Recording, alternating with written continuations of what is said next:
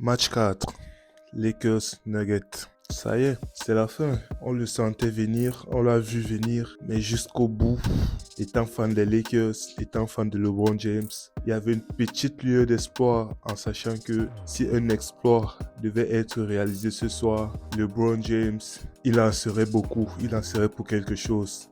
Et au point de vue de sa carrière, il nous a montré que dans certains moments dans lesquels beaucoup d'autres personnes auront abandonné, lui, il ne baisse jamais les bras, il se bat jusqu'à la dernière seconde. C'est ce qu'il nous a montré dans ce match. Mais alors, quand tes propres soldats, quand les propres gens avec qui tu t'entoures pour partir à la guerre te lâchent, t'as beau t'appeler LeBron James, t'as beau mettre 31 points à la mi-temps, quand ceux qui sont autour de toi ne suivent pas, quand ceux qui sont autour de toi sont sur une vibe différente, peu importe ce que tu vas faire.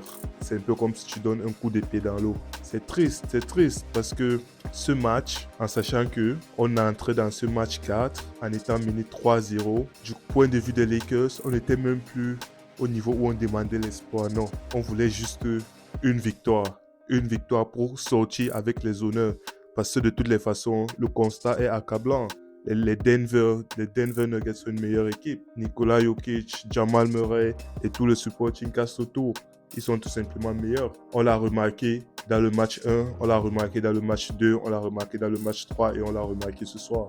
C'est-à-dire, d'un côté, ce ne sont pas les stars, à savoir Jamal Murray ou Nikola Jokic qui portent l'équipe, ce sont les role players par le biais de Kentavious Caldwell KCP, Kentavious Caldwell Pope, Michael Porter Jr. ou encore Bruce Brown. Ils prennent le relais. Ce soir, tout particulièrement, ça a été Aaron Gordon. Aaron Gordon qui était presque invisible durant cette série. Ce soir, il s'est, entre guillemets, réveillé.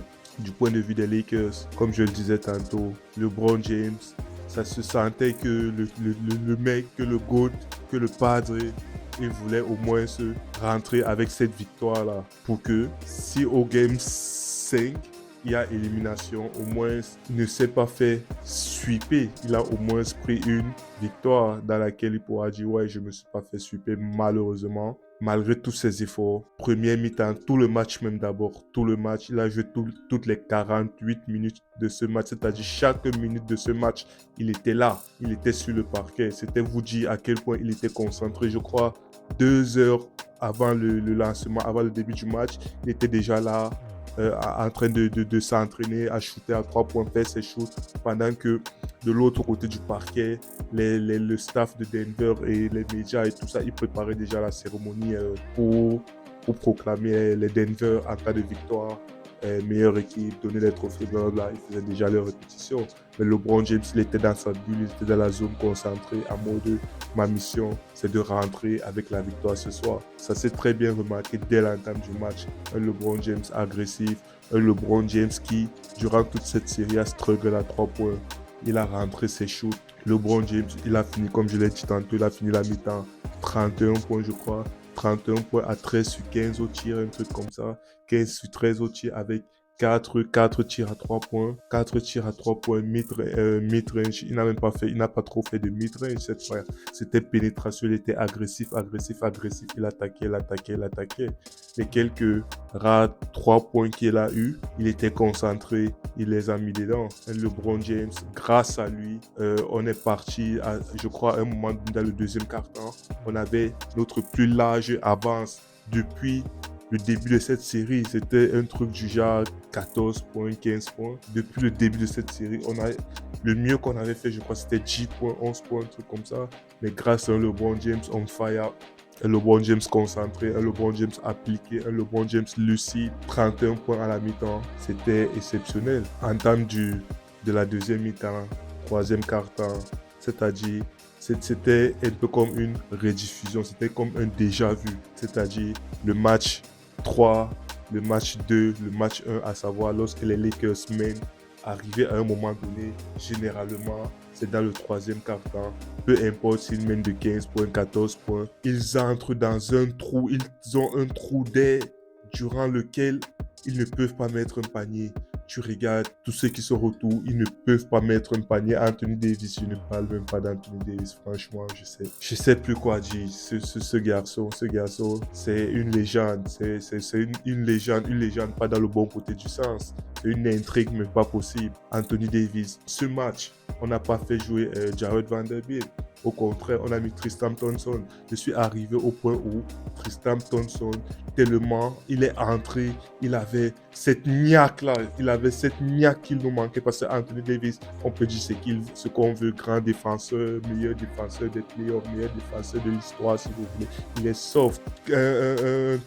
Tristan Thompson, les quelques minutes qu'il a joué quand il était sur Nikola Jokic, faut voir le combat. Il a entré dans Nikola Jokic, c'est-à-dire cette agressivité qu'il manquait là, il a gêné Nikola Jokic. C'est Nikola Jokic. Il y a certains shoots que malgré la défense de Tristan Thompson, il mettait parce que le mec aussi en face, il est talentueux, il est trop fort, c'est un MVP quand même. Mais malgré ça, quand Tristan Thompson, il était en défense, il était sur Nikola Jokic, tu vois comme il est sur Nikola Jokic, il est dans l'impact, dans l'intensité physique, il est là.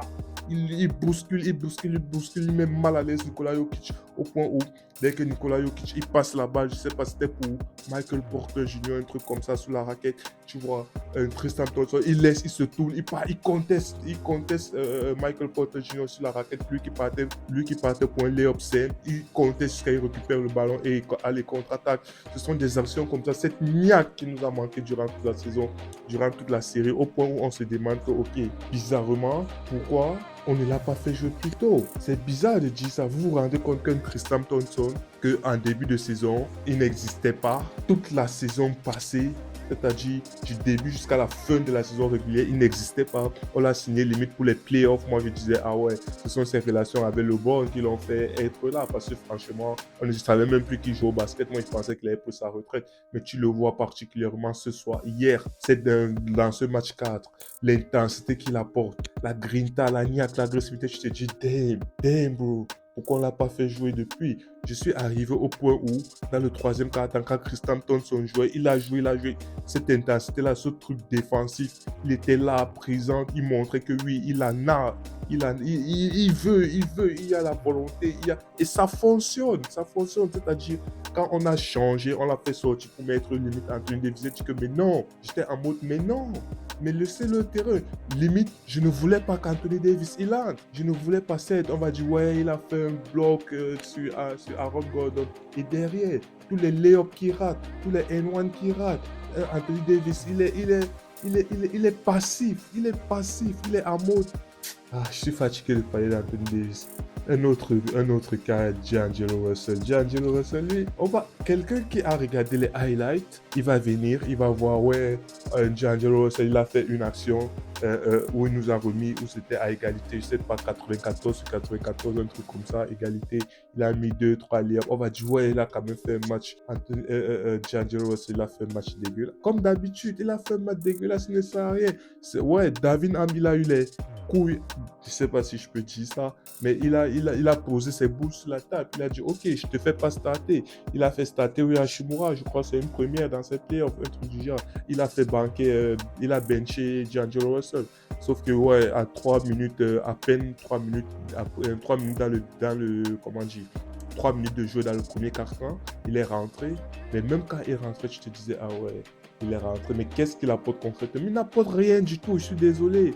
C'est 2-3 points flotteurs, ceci n'apporte mais rien du tout. À un moment donné, je crois que c'est toujours dans ce troisième quart-temps où les Lakers ils ont eu leur trou d'air, c'est-à-dire leur 13, 14, 15 points d'avance a fondu comme neige au soleil. Ils sont quittés de 13, 15 points d'avance à égalité et à se faire passer devant. Et on connaît l'histoire de cette série, c'est lorsque les Nuggets ils te traversent, c'est bon, tu ne vas plus jamais les rattraper. Pourquoi? Parce qu'en face, pendant que toi tu struggles pour mettre ton 2 points, que ce soit au layup ou mid-range, eux, dès qu'ils récupèrent la balle, transition, Michael Porter Jr., Casey Tree, Jamal Murray, même comme il n'était pas dans un bon soir, ou encore Nikola Jokic. Ils te mettent des 3 points. Nikola Jokic qui a mis 2-3 points impossible, limite. Un 3 points où il fait un step back, limite un step back, un fadeaway à une jambe. Tu sais pas comment on va appeler ça sur Anthony Davis. Tu te dis, mais c'est quoi ça? Un autre truc sur LeBron James, mais tu te dis, mais c'est quoi ça? Des shoots, il shoot derrière sa tête, il balance parce que le chrono est déjà presque à 0. Il va avoir un 24 second violation. Qu'est-ce qu'il fait? Il balance la balle, il fait un 3 points, ça entre. Peu importe, whatever, peu importe ce qu'il essaie, ça entre. Qu'est-ce que vous voulez faire? Qu'est-ce que vous voulez faire? LeBron James, il est là tout le temps. Il vous a donné 31 points à la mi-temps. Il attend. Deuxième mi-temps, il s'est dit que, ok, peut-être au troisième quart-temps, je suis un peu en gestion, je fais jouer les autres, je les mets aussi dans le rythme pour que au quatrième quart-temps, on a une chance, on a un shot et tout, et les gars, ils sont en rythme. Mais non, que ce soit les autres qui ratent les lay-ups faciles, un D'Angelo Russell qui ne sert à rien. Comme je disais tantôt, LeBron James, à un moment donné, dans le troisième quart-temps, il a eu une semi-altercation avec Aaron Gordon parce que sur un écran ou un truc du genre, Aaron Gordon l'a serré, il a fait une clé de bras, LeBron James voulait se libérer, Aaron Gordon il serrait, il bloquait son bras et avec toute la frustration, ça énervait un peu LeBron. Et pendant qu'il y a eu ce petit échauffouré, ce petit comme ça, on voit D'Angelo Russell qui est en mode, c'est pas son business, ok, il est sur la ligne à 3 points, il essaie de travailler un peu son tir à 3 points, Dès que l'échauffouré finit, le jeu recommence, LeBron James au post-up, il poste. On voit D'Angelo Russell qui insiste, il demande la balle. On envoie la balle à 3 points. Qu'est-ce qu'il fait? Break, il ne touche même pas l'anneau. C'est pour vous dire, ce sont des trucs comme ça. LeBron James, il reste, il regarde en face de lui, il se dit que, mais Dave, vous êtes avec ou contre moi? En fait, je ne comprends pas. Anthony Davis, on fait les passes, lay-up, je sais pas. Il fait N1, tu es grand détail. Finis au moins ton N1, finis au moins. Il rate des petits trucs comme ça. Vous voulez quoi? Après, on va dire c'est la faute de LeBron James. LeBron James, father time. J'ai entendu comme quoi LeBron James, que soi-disant un reporter, je sais même pas d'où il sort, il dit soi-disant, il faut qu'on se l'avoue, LeBron James n'a plus la force pour être une deuxième option dans une équipe qui veut gagner. Frère, tu es dans les Lakers, tu veux être une deuxième option, il n'a plus la force pour être une deuxième option dans une équipe qui veut gagner. LeBron James, il mis à 31 points. Ok, deuxième option, il est d'accord, très bien, disons, considérons que deuxième option, il a 31 points. La première option est où? Toute deuxième option qui te met 31 points, la première option au moins c'est à minimum 30 points aussi pour matcher avec. Normalement c'est la deuxième option qui matche la première option et non la première option qui matche la deuxième option. C'est comme ça, si LeBron James effectivement il est deuxième option comme vous le dites, où est la première option? Parce qu'on part du principe que la première option c'est Anthony Davis. Qu'est-ce qu'il faut? Il ne faut rien du tout.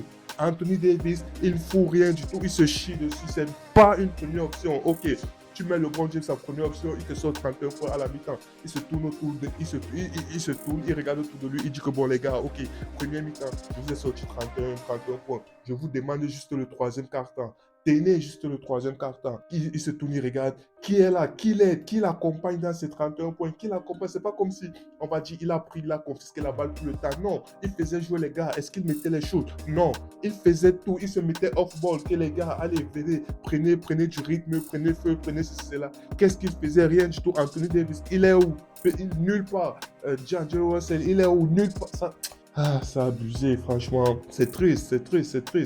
Le pire, c'est que lui, on va rejeter la faute sur LeBron James, mais il faut voir son match. LeBron James, il a fait un match vaillant. Le mec, il a 38 ans. Première mi-temps, il te sort 31 points. Deuxième mi-temps, il est là, il fait de son mieux pour maintenir les gars concentrés. Mais les gars, eux-mêmes, on a l'impression qu'ils ne veulent pas gagner. Ils ont déjà abandonné. LeBron James tape du poing sur la table que, mais les gars, c'est pas sérieux. On peut le faire. Au moins un match.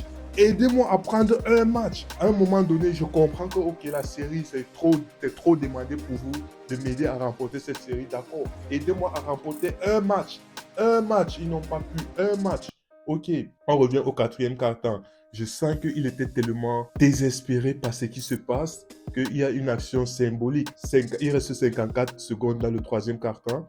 Je crois c'est 111 à 113. Il reste 54 secondes dans le quatrième quart-temps, 111 à 113. LeBron James bat la main, qui remonte. Je sais pas, à un moment donné, je me suis dit que, ok, sur les actions d'avant, il a mis un Nikola Jokic dans les problèmes, c'est-à-dire, il a donné 2 fautes successives à Nikola Jokic, en sachant qu'il était en foul trouble, il était à 5 fautes. à ce moment-là du match, à ces 54 secondes avec le bon James à la main. C'était évident. Le game plan était évident. Switcher jusqu'à ce que je tombe sur Nikola Jokic. Et qu'est-ce qui s'est passé? Il est tombé sur Nikola Jokic. Toute la planète, moi y compris, on s'attendait, ok, tu as eu le switch que tu voulais, maintenant tu as Nikola Jokic en face de toi avec 5 fautes. Qu'est-ce que le jeu te demande? Le jeu te demande de driver. C'est Nikola Jokic que tu as en face de toi, fonce. Au pire, tu mets la faute. Au pire, c'est la faute avec le layup. C'est la faute que tu mettes le layup ou pas, c'est la faute et Nikola Jokic est out. Ou alors, tu fonces sur lui, il te laisse passer. C'est le layup, tout simplement. Mais qu'est-ce que LeBron James fait? Il perd le temps. Je me suis dit, ok, peut-être il perd le temps pour que on ait la dernière position au cas où un truc se passe. Mais je me dis en même temps, ok, c'est qu'il perd le temps pour qu'on ait la dernière position. On est à 54 minutes du match. Tu peux te dire, ok, tu mets un 2 points rapide. Au moins, si on a égalité maintenant derrière, c'est qu'ils mettent, je sais pas, 2 points ou 3 points. On aura la deuxième, on aura toujours la dernière possession. Certes, on n'aura plus beaucoup de temps, mais on aura quand même la dernière possession pour tenter quelque chose. Je vois LeBron James, il a Jokic en face de lui, le switch qu'il voulait, mais il n'attaque pas. Il perd le temps pour finalement swinger la balle à Dennis Schroeder, qui lui, il a swingé à je sais pas qui sur le côté, qui fait une possession catastrophique. Les Denver qui récupère le ballon, qui part, on joue la défense, il rate, on récupère le ballon, il reste 4 secondes de jeu, time out. Qu'est-ce qui se passe? Retour de time out, ils ont dessiné leur game plan, tout ça, LeBron James qui décide de porter ses coronets, qui veut driver. Très belle action défensive combinée entre Jamal Murray et Aaron Gordon. LeBron James qui est stoppé avant même qu'il ne monte au layup et à peine il redescend avec le layup, avec le rebond, rebond si je peux m'appeler ça rebond. À peine il redescend avec le ballon qu'on siffle fin du match et les Lakers éliminés. Quand tu sais qu'avant l'action, avant ces fameuses 54 secondes où clairement LeBron James, je dirais fatigue, manque de lucidité, peut-être les calculs, il était un peu trop dans le calcul qu'il a oublié, il a perdu de vue l'essentiel, je dirais comme ça. Parce que quelques temps avant, Nikola Jokic, tu t'appelles Anthony Davis, Nikola Jokic qui entre dans Anthony Davis, qui met le layup en mode il n'y a personne, il ne voit pas l'adversaire. Oh, tu t'appelles Anthony Davis, on va dire meilleur défenseur du monde, blablabla. Ok, côté offensif, tu refuses de l'assumer. Défensivement, au moins, on sait que même défensivement, dès que c'est Nikola Jokic en face, il est perdu. Mais j'ai jamais vu Anthony Davis perdu comme ça. J'ai jamais vu Anthony Davis se faire dessus comme ça. Ce n'est même pas comme s'il était en fall trouble pour dire que non, il évite les fautes. Non, tu n'es pas en fall trouble. Maxi, il a 3 fautes. Maxi, où il est placé à ce moment du jeu, il a 3 fautes. Mais qu'est-ce qu'il fait? Nikola Jokic court dans lui jusqu'à il met le layup. Ce qui entraîne cette position de LeBron James à 54 points. Je me dis, c'est tout cet assemblage-là, que ce soit des Anthony Davis qui fait les fautes à 3 points. C'est un Jamal Murray qui lance le ballon juste pour lancer Jamal Murray. Anthony Davis réussit à faire la faute à 3 points. Quelques temps avant, c'est Rui Hachimura, un Nikola Jokic qui a, je sais pas, il a 25 foot, 26 foot du truc, il tente un 3 points. On sait que ça ne peut pas. D'où il est, en tout cas, frère. C'est vrai, il met des paniers exceptionnels, des 3 points exceptionnels, des fédéraux exceptionnels, tout ce que vous voulez, mais d'où il est, le pourcentage est très, très, très réduit. C'est compliqué qu'il mette ce team, mais non. Qu'est-ce que Rui Hachimura fait? Il vient, il le gifle le visage après le lancer. Et voilà l'autre qui se retrouve sur la ligne sur la ligne des free throws avec 3 lancers. Anthony Davis qui fait la même bêtise quelques temps après. Je me dis, c'est tout et D'Angelo Russell qui fait ce qu'il fait. Je me dis justement, c'est cet enchaînement de situations et le fait encore mener 3-0, le sweep qui arrive, tous ces trucs-là qui ont fait LeBron James. Ben à la fin, il a juste perdu en lucidité et un match qui commençait sur des chapeaux de roue, un match sur lequel il était en passe de réaliser un truc historique d'un point de vue individuel. Voilà comment ça finit à la fin du match. Peut-être 30 minutes après, on dit, il y a des rumeurs comme quoi LeBron James, il songe à prendre sa retraite, des trucs comme ça. Frère, après tous les médias, c'est lui la superstar, c'est vrai, tous les médias vont venir tomber sur lui, en oubliant qu'il y a des Anthony Davis qui se sont chiés dessus, il y a des D'Angelo Russell qui étaient clairement des espions, il y a des gars...